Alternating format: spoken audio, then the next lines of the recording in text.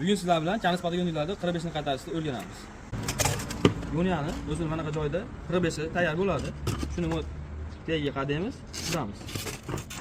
Yoniga yana pastga tushib olamiz.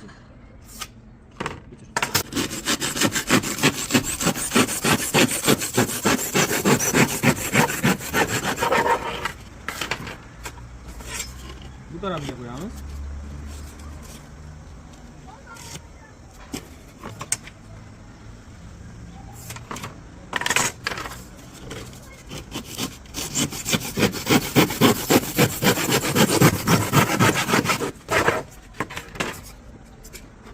Xuddi shunaqa kislotcha tayyorlab olamiz. Ikki tomoniga yetadi. Bittadan ikkita chiqadi.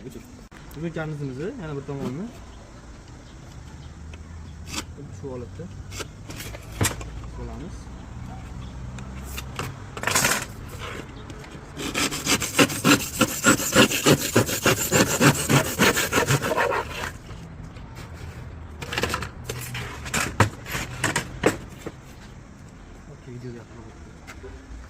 Xuddi shu holatda. Bularda shunaqa shamchilik bo'ladi. Shu yordamida chekkalarga qo'yib chiqamiz.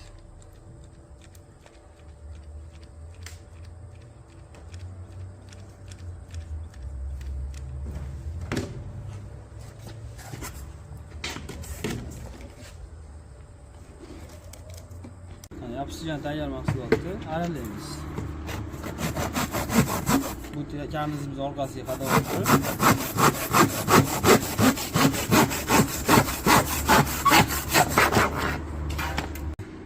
tayyor mahsulot 45 qaytib chiqadi. Orqasi ko'rinish.